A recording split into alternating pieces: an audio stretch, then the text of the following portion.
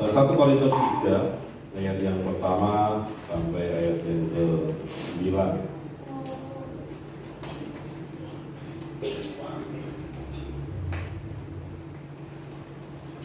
1 Korintus 3 hal perselisihan. Dalam ini perselisihan itu bisa antar kita itu antar pemimpin, antar ketua dengan anak buahnya, bisa juga antar sesama kita. Kalau di gereja antar M3 begitu. Bisa juga antar kelompok, sekolah minggu, kemudian remaja, pemuda, orang tua saling berebut, bisa seperti itu. Padahal kita adalah satu tubuh.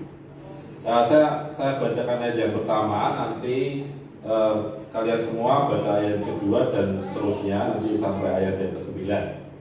Ya.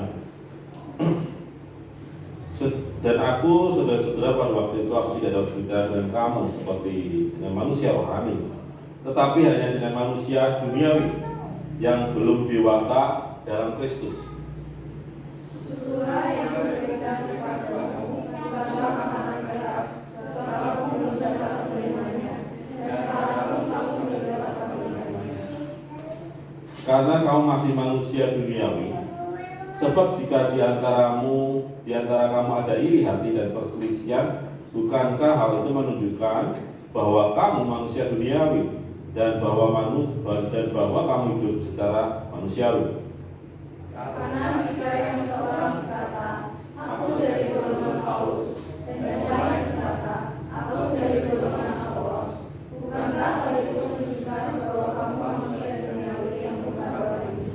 Jadi, apakah Apolos, apakah Paulus, pelayan-pelayan Tuhan yang olehnya kamu menjadi percaya, masing-masing menurut jalan yang diberikan Tuhan kepadanya? Aku menanam, Apolos menyiram, tetapi Allah yang memberi pertumbuhan. Karena itu yang penting bukanlah yang menanam atau yang menyiram, melainkan Allah yang beri pertumbuhan. Baik yang menanam maupun yang menyiram adalah sama, dan masing-masing akan menerima dampaknya sesuai dengan kepercayaan diri. Karena kami adalah kawan sekerja Allah, kamu adalah ladang Allah, bangunan Allah. Seringkali di dalam gereja itu kadar rohani seseorang itu tidak bisa diukur. Tidak bisa diukur dalam arti bahwa aku rohaniku sudah baik atau belum. Kita yang melihat tidak bisa mengukur. Mungkin, tapi yang jadi masalah seringkali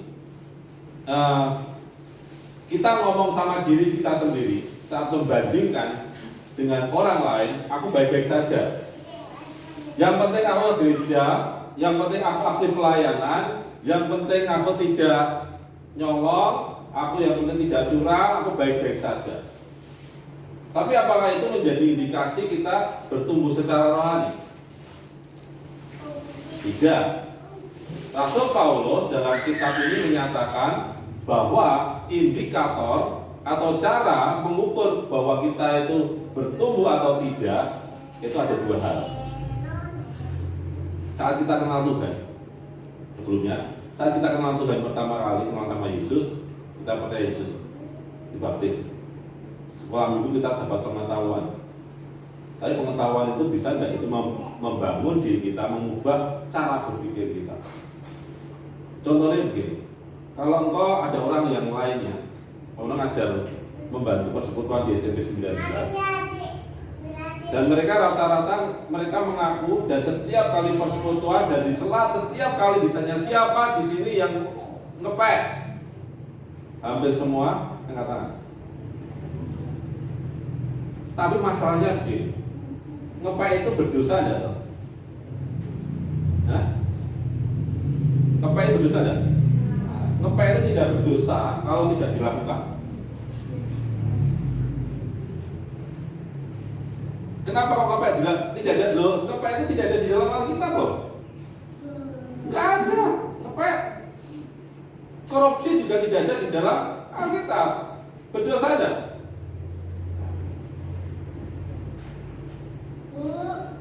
Tapi indikatornya Rasul Paulus membuat ini, kita koreksi masing-masing kita, ya. Mungkin engkau sudah 17 tahun jadi Kristen sesuai umur kalian, karena kalian lahir ceplok dari orang tua Kristen, jadi anggap saja kalian sudah lahir dari Kristen. Bahkan di dalam kandungan seperti Paulus mengenai tidak didoakan, orang tuanya sudah berdoa buat kalian begitu, menjadi anak keturunan ilahi gitu. Dan sudah lahir, ilahi. Tapi kalau pas saat belum lahir, orang tua berharap bahwa jadi keturunan ilahi yang nanti menjadi penerus generasi penerobos, generasi ilahi. Namun faktanya setelah kemudian hari, setelah 1 tahun, 2 tahun, 10 tahun mengalami pertumbuhan secara rohani, indikatornya adalah yang pertama, ayat yang ketiga. Sebab jika di antara kamu ada iri hati, apa? Iri dalam dengan adik. Adikku lebih disayang daripada aku, kakakku lebih disayang daripada aku. Pertanyaannya, kalau iri seperti itu tanda kau masih anak? Ya wes, bukan ini saja. Jangan kalau adik kakak selalu tentara. Kalau engkau ini saat engkau kuliah sekolah, yang lain dapat ngepek dan dapat nilai 100, dan engkau tidak ngepek dapat nilai 60, iri dah? Panas dah? Pertanyaannya kalau seperti itu, kalau engkau iri, indikatornya merah. Ya mungkin kalau udah sekolah lah, bekerja, engkau dikasih uang lebih, perjanjian begitu. Kalau engkau nanti 1 minggu ini masuk terus, kamu tak kasih uang gaji 60.000, 600.000. Nah, kemudian bekerja keras, sungguh hati, bekerja luar biasa, prestasinya bagus. Tiba-tiba ada orang baru yang ecek-ecek, masih imusen gitu, dan bekerja dapat 700.000 selama 1 minggu. Panas atau tidak? Kalau kamu bekerja panas, iri hati tidak? Kalau iri hati tandanya engkau masih anak. Itu indikator pertama. Ini bukan main-main. Omongan bukan itu kata omongan, itu kata firman Tuhan. Kalau engkau di dalam pelayanan, ini kan urusan kalau Liana, bukan urusan lu kata Novel. Ini kan urusannya Novel, bukan aku kata Liana kamu Musa. Atau ini urusannya orang dewasa, MT ini orang dewasa. Om Budi sama Om Sian, Om Budi sama Om Martolo. Kalian ngurusin enggak? MT orang tua? Enggak. Memang dia harus kalian terlibat. Karena tidak ada pembagian di dalam gereja bahwa yang melayani itu seorang tua, orang muda tidak boleh melayani orang tua.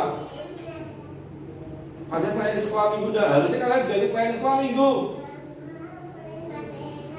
Karena tubuh Kristus itu ya sekolah minggu, ya anak remaja, ya anak muda. Kalau kau masih iri hati dengan pelayanan, itu tandanya apa? Belum dewasa. Kak, orang persiapan ini? Bukan, lagi. Nek. Salah ini. Lagi.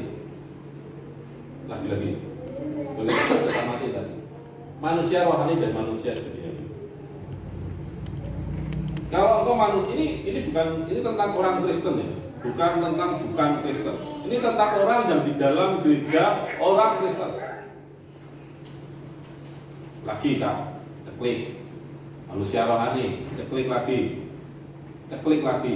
Ada manusia dunia. Dibedakan dulu. Rohani dan dunia. kita mau bersama-sama mengoreksi diri kita di bagian mana? Ini tidak nyalaki satu dengan yang lain. Ini ngomong masalah, yuk kita bersama-sama, Om Nono sama kalian bersama-sama koreksi masing-masing. Ini bukan tentang cuma di gereja, tetapi di rumah, di kampus, di sekolah, tempat kerja. Dimanapun kita berada sebagai orang masih hidup, ya, saat kita hidup. Nah, manusia duniawi. Tanda nih, ciri nih, cenderung mengalami kekosongan dan ketidakpuasan dalam hidup serta terpisah dari kendala. Harus mengalami tanda ini gampang adalah kalau kau misalnya aku ndak inilah, aku orangnya sempurna dalam hal ini, aku dikapa-kapakai manut, biji elek ya manut, biji apik manut, aku ora urusan. Kakakku adikku dikasih uang satu, kasih baju baru, aku tidak peduli. Dia diberkati Tuhan, aku tidak diberkati Tuhan, aku tidak masalah. Oke. Kalau engkau seperti itu, kayak Om Nono misalnya seperti itu. Kalau engkau tetapi dalam waktu-waktu khusus engkau mengalami kekosongan dalam hidup, rasanya kok ada yang sesuatu yang kurang.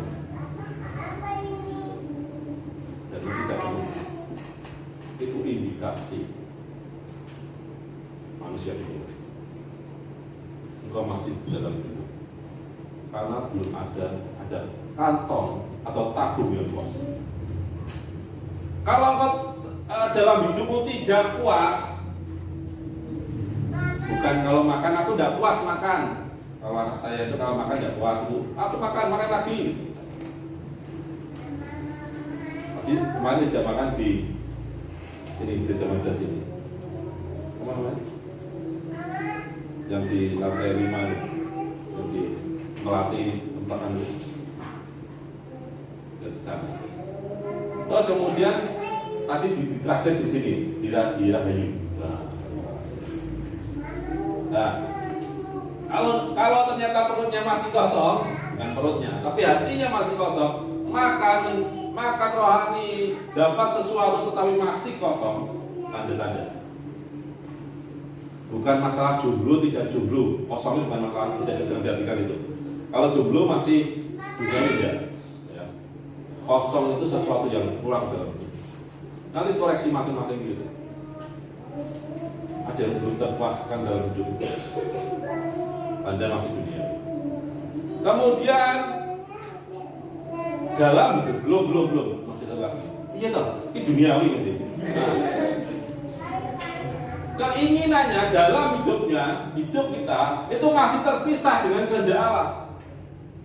Firman Tuhan tidak menjadi pedoman dalam hidup kita. Contohnya begini, kalau di dalam firman Tuhan katakan kemarin yang firman Tuhan atau hari itu kita renungan harian dapat kamu harus mengampuni. Mengampuni ada syaratnya tidak? Tidak ada. Berapa kali ada tidak? Itu ahli Taurat tuh. Ahli Taurat. Kenapa kau 70 kali? Itu punya latar belakang.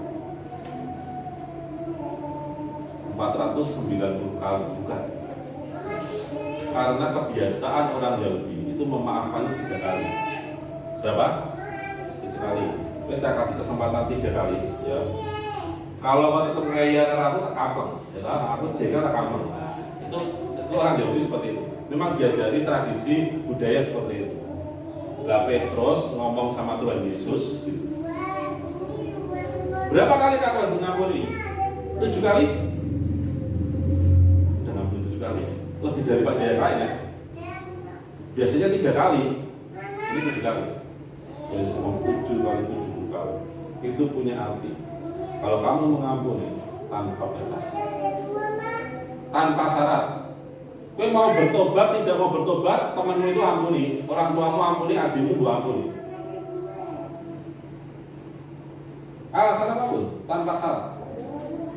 Nah kalau kita dengar firman Tuhan seperti itu, dan kita mengalami kejadian, dan kita tidak melakukannya, itu terpisah dari kehendak Allah. Kalau kau jengkel masih ngamuk, terpisah dengan kehendak Allah. Kalau kau iri masih dengan orang sekitarmu yang melakukan kecurangan dan mereka dapat yang baik, uang lebih banyak, orang lain lebih jadi anak emas, kau jadi anak kiri, mungkin di kerjaanmu, mungkin di sekolahmu, mungkin di orang tuamu, itu kau terpisah dari kehendak. Itu artinya engkau masih manusia dunia, makananmu masih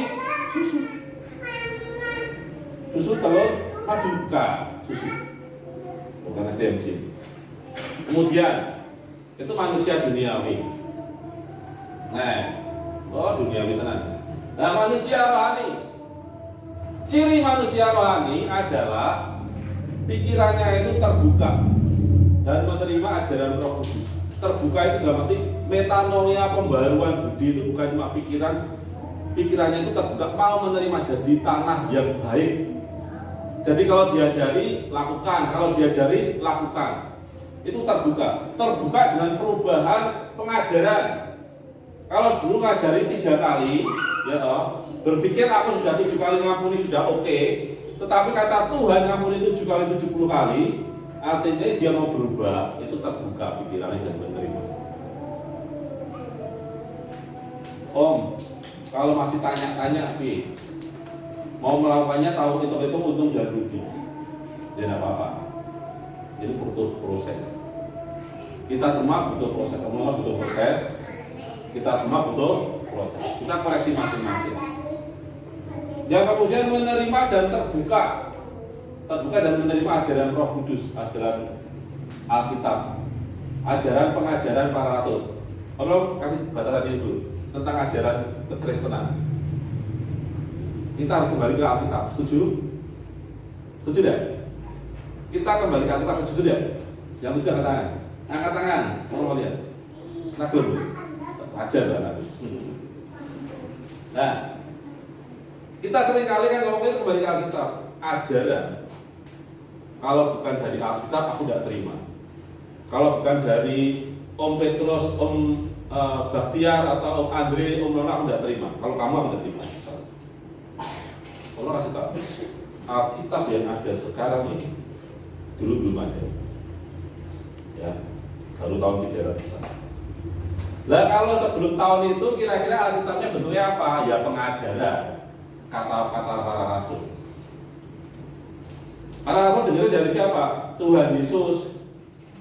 Dalam bentuk apa? Perkataan, pengajaran, khotbah. Lah kok kembali ke Alkitab? Kalau zaman para rasul kembali Alkitabnya sopo. Udah. Jadi Alkitab itu dalam arti pengajaran, ya. Makanya firman Tuhan itu bisa berkata lewat perkataan Om Andre, Kak Liana, Om Petrus, Kak Novel, bisa lewat mereka. Karena itu pengajaran. Nah, jangan berpikir cuma dari Alkitab doang. Kalau nanti pas tahun awal tahun para rasul tidak ada Alkitab, kalian bingung menjelaskannya. Pengajaran terbuka dan menerima ajaran Roh Kudus. Hidup dalam ketaatan. Taat itu tidak ditunda. Engkau disik. Tidak. Taat itu segera melakukan. Boleh berpikir panjang dalam arti merencanakan, tetapi segera lakukan. Itu taat. Lakukan saja. Paling gampang. Terbuka, hati taat. Menjaga kesatuan umat, jangan salah. Kalau di dalam pengakuan iman rasuli ada namanya yang kudus, persekutuan yang kudus dan am. Gereja itu am, gereja yang universal. Nah, kalau engkau mau menimbulkan perpecahan, perbantahan, kalau masih contohnya dulu, kan kita di gereja kita di Karanganyar ini dibagi ada sekolah minggu, remaja, pemuda, orang tua, ya lah. Terus ada remaja, kemudian ada yang kalau pemuda remaja ada yang Serayu, ada yang Karanganyar. Yang sana anak kiri ini anak Mas, bukan. Nah, kalau kita masih itu yang ngurus Serayu Kak Dani, tidak ada kesatuan. Lu manusia Kristen duniawi apa lu rohani? Kalau membawa pelayan di tempat kita, oh itu urusannya Om Petrus, Om Budi. Oh, hanya dunia. Karena kesatuan umat itu utuh. Saat jempol sakit, apakah jempol ini berdiri sendiri sakitnya karena gak usah. Neko putus, gitu. Ada yang gitu kira? Pasti dunia kalau gitu. Sakar medis, sakit, mulutnya waduh, tangannya megami, motornya nangis, kesal. Sekolah minggu ini entek, orang yang sekolah minggu ini remaja ini bahagia, kapok lu dulu sekolah minggu, aku rak urusan. Tujuan kita dibentuk seperti ini supaya gampang untuk berdekatan. Tapi kalau kedekatan itu menimbulkan perpecahan benteng satu dengan yang lain, itu seperti kita ini. Engkau Apolos, dengan Paulus. Mereka pertama kali dasarnya bagus. Ada yang dimuridkan dari komsel yang ini. Oke. Tapi semua untuk tahu Tuhan gereja lokal, gereja yang universal. Saat engkau berdiri di bawah kaki, aku sing serayu lah tetenes mangkat, jadi orang mangkat. Oh, sing ini karangannya KB, sing teko serayu kok. Saya kira pemain musiknya dikuasai serayu. Satu-satunya sing kita serayu. Nah, dulu terjadi seperti itu. Dan Paulus ngomong, kalau engkau masih seperti itu, artinya engkau masih manusia rohani dan manusia dunia. Kalau masih punya sikap malah menimbulkan benteng, menimbulkan dinding penyekat, itu manusia dunia. Menerima ajaran, terbuka pikirannya, taat, kesatuan dalam keluarga. Papa ibu mau cerai malah puji Tuhan, haleluya ya. Karena apa, papa sing sana sing calon papa bagus, duitnya banyak, lagi. Nah,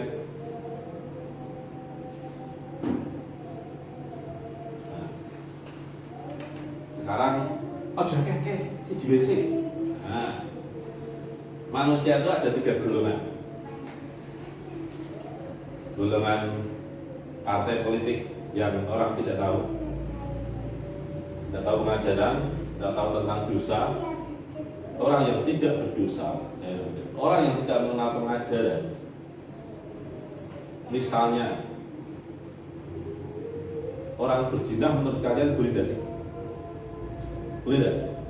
Tidak boleh. Tapi kira-kira anggap saja kalian ini orang yang tidak beragama agnostik. Percaya Tuhan tapi tidak beragama. Berzina itu boleh tidak? Tidak apa? Sah-sah saja. Suka sama suka, oke. Laki sama laki, oke. Tidak bisa lagi. Faktanya yang terjadi sekarang ini. Dan mereka merasa benar. Mereka tidak merasa berdosa. Itu orang yang tidak tahu. Oke. Dan kalau lihat seperti itu ya biarkan saja, karena mereka tidak tahu. Yang kedua, nah ini orang rohani. Yang kedua dan yang ketiga itu golongan orang Kristen. Jadi belum 2C. Nah, orang yang ini salah. Orang yang tahu tapi tidak mau. Ganti. Orang yang tidak tahu jadi orang yang tahu tapi tidak mau. Orang tahu tentang pengajaran Alkitab, biasa dengan firman Tuhan, dan tahu biasa diomongin orang lain. Tetapi masalahnya dia dengar firman Tuhan tapi tidak mau melakukannya, berat, banyak alasan, banyak kompromi. Itu orang manusia. walaupun engkau Kristen, walaupun engkau tercatat dan baptis, walaupun engkau bisa berbahasa roh, tidak mau melakukan, engkau Kristen dunia. Sudah tahu tapi masih iri. Sudah tahu tidak boleh melakukan ngepek tapi masih ngepek, curang. Oh, curang mas.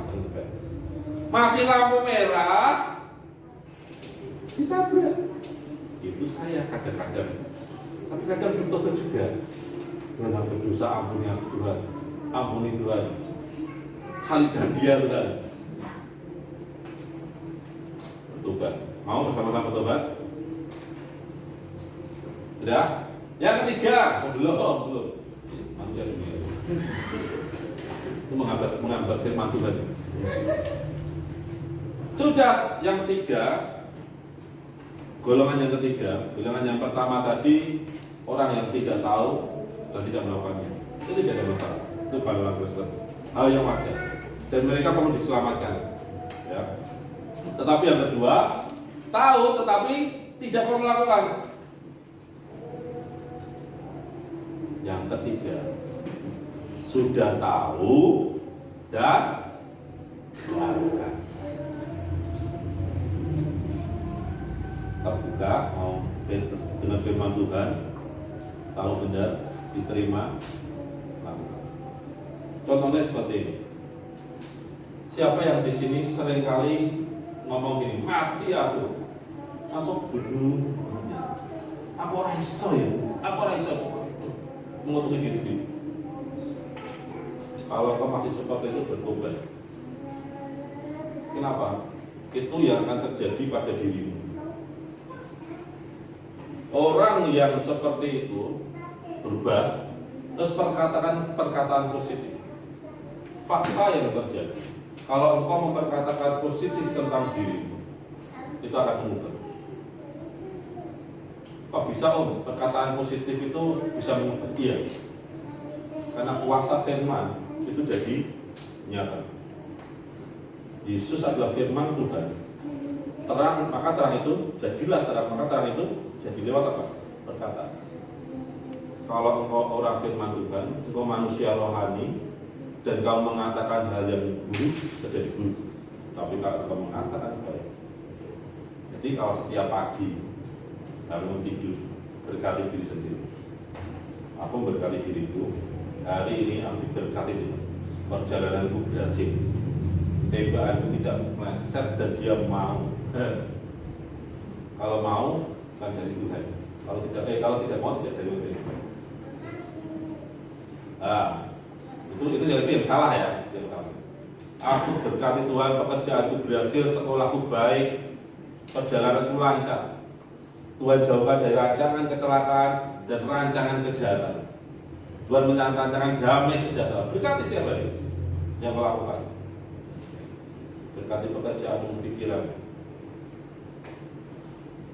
Orang bekerja di CPA, lain CPA, Jaya Bagi Negeri. Kalau orang bekerja di Jaya Bagi Negeri, tidak selalu yang melakukan itu berhasil mulus. Artinya prestasinya tidak selalu baik. Kadang-kadang seringkali juga buruk. Ini masa-masa buruk, orang baru berkembang. Tetapi orang tidak pernah ngomong begini. Aku tidak suka dengan CPA menjelek-jelekan itu. Akhirnya apa? Itu seperti melubangi kapal yang kita tumpangi. Engkau sekarang bernaung datang di gereja BKBKH. Ya, ini tempatmu. Ya. Tempat yang terbaik di sini, ya di sini. Gereja yang terbaik di Kota Semarang, ya sini. Maka aku kalau nanti pindah gereja lain, ambleng ya. Karena dia terbaik. Selama dia 17 tahun, ada yang terbaik. Dan aku tahu dia terbaik. Oh, tapi gini suasana nggak usah suasananya kita kerjakan bareng-bareng. Setuju? Jangan melubangi kapal saat kita di atas. Kita tenggelam bareng-bareng. Yang ketiga,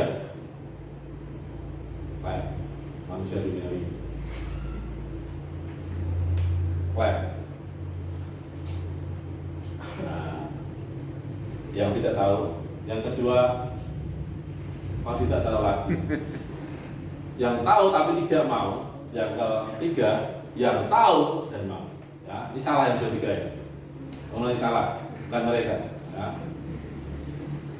Kita mau yang mana? Golongan yang mana? 3. 7. Yang mau mengatakan. Oke, kita mau mengatakan yang kedua.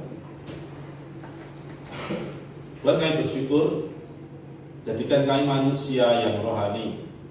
Dan saat kami mendengar firman pada malam hari ini, kalau Roh Kudus memampukan setiap kami supaya kami menjadi manusia rohani. Dan apa yang kami pelajari, pikiran kami terbuka menerima pengajaran dan mau melakukannya. Urapi setiap kami, pakai setiap kami, di dalam nama Tuhan Yesus. Amin.